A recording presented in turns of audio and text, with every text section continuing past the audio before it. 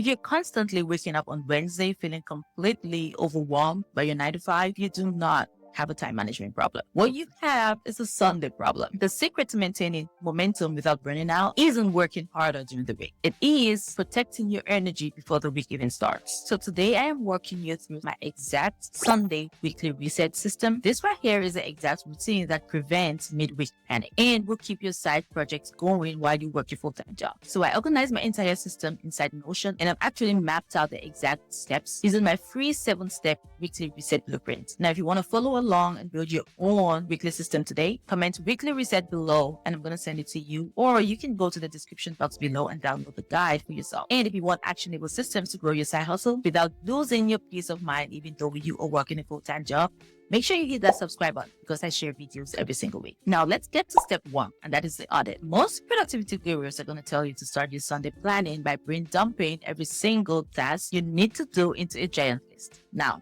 that is not wrong. You can do that. That is okay. However, here's what I want you to do. Before you look at your workload, I want you to look at your capacity first. You cannot plan a high output week if you're running on empty. So step 1 for us is going to be the energy audit. What I do is I look at my past 7 days and really ask myself, how did I feel? What time was I falling asleep? And how did that actually impact my wake up time? And then I do a reality check. I actually track where I am in my menstrual cycle. Now, the corporate world was built on a 24-hour hormonal cycle, which, yeah, that's how men operate. However, women operate differently, right? We do operate on a 28-day cycle. So sometimes the brain is primed for a high energy video creation session, right? Marathon. However, other weeks just need to be behind the scenes doing really low energy admin tasks. If you do not track this, you're going to force yourself to do high energy tasks during a low energy period of your life. And you're going to be wondering why you're feeling the way you're feeling, or if you're lazy. And that is actually how burnout starts creeping in. Now, the second thing I do during this audit process is the strategy review. Once I know how much fuel I have, I want to review how I spent it. Are there tasks on my list that I need to completely delete because they're not really moving me forward? They're not taking me anywhere. And I know some of those tasks right now that I actually need to delete from my list. To figure this out, I'm going to look at qualitative data.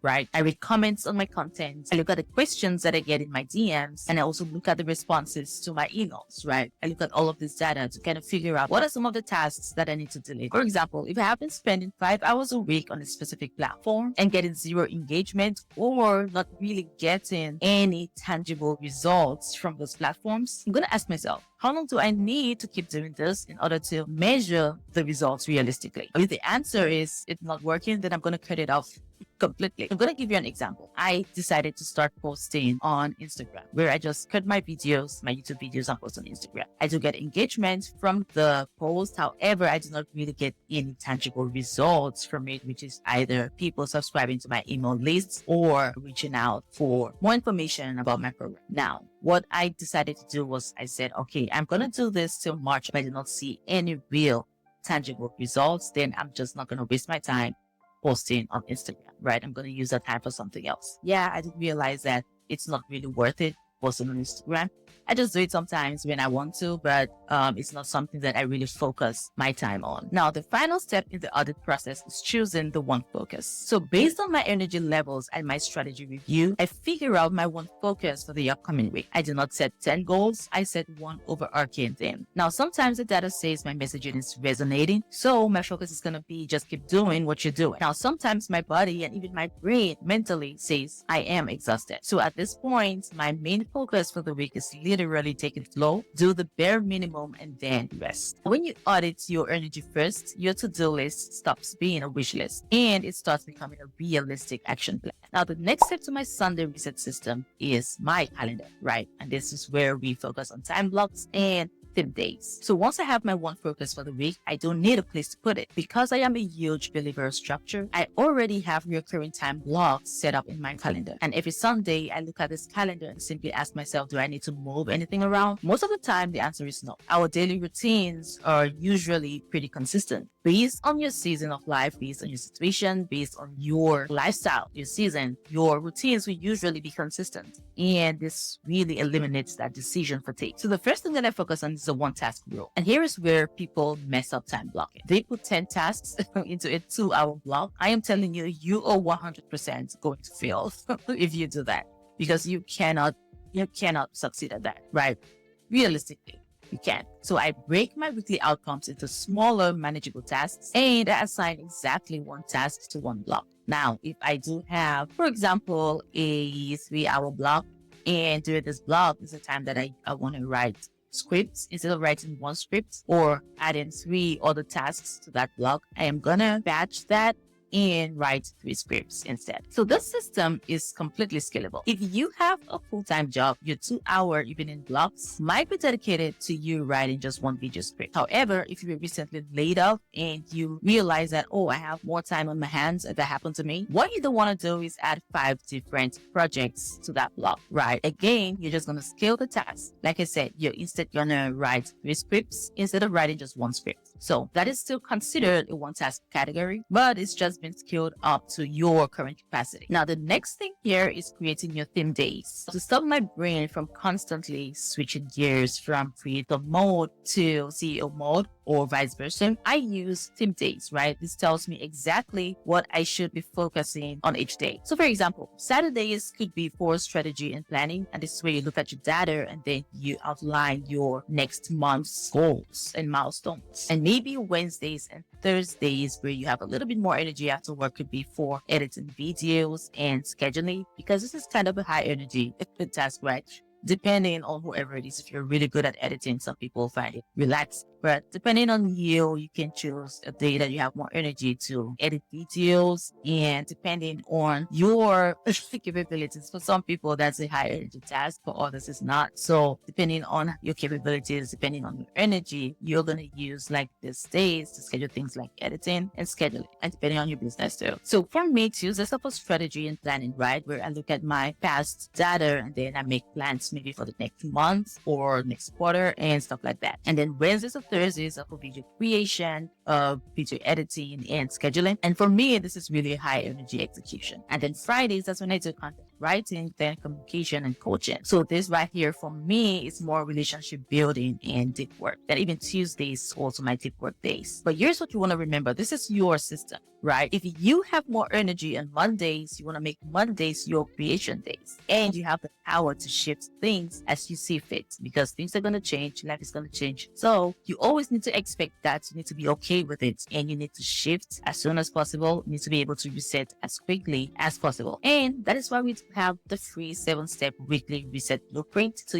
you can reset every single week and reset quickly when things change in your life, because you can be sure that things are going to change every now and then. Now, the final step to your calendar is you want to map it out. So if you're looking at your calendar right now and you're completely overwhelmed about where to place your blocks or how to choose your themes, I have already done the heavy lifting for you, right? I have this entire system, including how to choose your theme days and set up your blocks, mapped out step by step in my free 7-step weekly reset blueprint. So you do not have to guess how to organize your week. Again, simply comment weekly reset. I'm going to send that to you, or go down to the description box below and download the blueprint. Now, let's talk about your actual 9-to-5 job, right? Here is something that might surprise you. Your system doesn't need to be 100% digital for it to be effective, or 100% paper or book for it to be effective, right? For my personal life, my side hustle, and my content planning, my digital Notion system works perfectly. That holds all of my data and all of my strategy, right? All of my planning, everything is right there in Notion. However, when it comes to my fast-paced corporate job, I would usually use a physical book. So basically, I use the hybrid system. The very first reason I do this is because of the analog advantage. In a fast-paced work environment, just writing things down in a notebook has always been very efficient for me. When I worked in the office, I walked around with a notebook to every single meeting. And even when I worked remotely, that habit did not change. I would still keep my notebook right next to my keyboard. So this just works for me. It's easier for me to take down notes on stuff that I need to do rather than trying to write it in my computer system at work. So that is what works for me. Maybe something else works for you, but again, remember, this is your system. You need to do what works for you and what makes you most efficient. Now, the second thing for me in this hybrid work system is the daily migration routine. So here's how it works. My digital system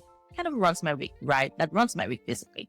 However, my physical system, my physical notebook, that runs my day. So when I get to work in the morning, I just start my day by reviewing my list. And then I'm going to prioritize or reprioritize my tasks depending on whatever has happened in the morning. So with the nature of my job, stuff used to change all the time. constantly changing. What was priority yesterday might have been deprioritized overnight. So I would review my list and add any other tasks as they come up, and then I'm going to prioritize them. And throughout the day, I'm going to physically tick off tasks as I complete them. Now, there is a psychological dopamine hit you get from actually crossing off tasks as they get completed. And this is different from an app. I do kind of check off tasks too in Notion, but for me, somehow when I do it physically, maybe it's because of the work environment that I'm like, yes, I did it. But trust me, whether it's your digital system or your physical system, you want to make sure that you can tick off those tasks. There is just this psychological dopamine hit that you get, which makes you feel some sense of accomplishment, which is good, right? It is a win, and you want to celebrate that and acknowledge that. And lastly, in the evenings, I end my day by reviewing that same list. I ensure that I did all of the urgent and important tasks. And if something wasn't urgent, I'm simply going to migrate it and schedule it for the next day or some other day on my calendar. And also, I'm going to end the day by writing down any other tasks that I need to get done the next day. Now, the final thing I want to talk about when it comes to my work hybrid system is something that I call the ultimate corporate boundary. So here's my favorite hack for surviving a 9 to 5 without crashing out. I block out a recurring 1 hour slot on my work calendar every single day, usually later in the afternoon. So this block is actually my catch-up block. The reason I do this is to prevent anyone from scheduling a last-minute meeting with me towards the end of the day. It ensures that I have an uninterrupted 1 hour there in my calendar so I can actually complete my tasks on my list, right? There are times when I really need that time to complete those tasks. So I block out that 1 hour on my work calendar to make sure that nobody schedules a meeting with me during that time. And then I use that time to complete my task. Now, there are times when if someone reaches out to me and it's important or it's urgent, then yes, I can schedule a meeting there. But for the most part, once people see that that is blocked on my calendar, no one's going to schedule a meeting with me there. One other thing that this really helps with is that you're able to log out on time after work. Trust me, that helps. So at the end of the day, your productivity system is there to serve you. If your digital tool causes friction at your day job, simply buy a $5 notebook. So you could combine the digital tool the company provides with your own physical notebook. It's all about making your system fit your reality and making you more efficient. So a good Sunday system doesn't mean you plan every minute of your life. Right. It means giving your brain the clarity you need so you do not have to panic on Wednesday. Now, if you want to adopt this exact system, make sure you download my free 7-step weekly reset blueprint. It has all the prompts and steps you need in order to map out a week that actually protects your goals and your energy. So simply comment weekly reset below. I'm going to send it to you, or you can just go down to the description box and download the guide. Thanks so much for watching. If you like this video, please make sure you hit the thumbs up button. Also subscribe to this channel for weekly videos and share with someone who needs a productivity boost and needs a planning system so they can make sure that they have a week full of clarity, confidence, and they can control their week. Thanks so much again for watching. Watch the video on the screen next, and I will see you in the next one. Bye.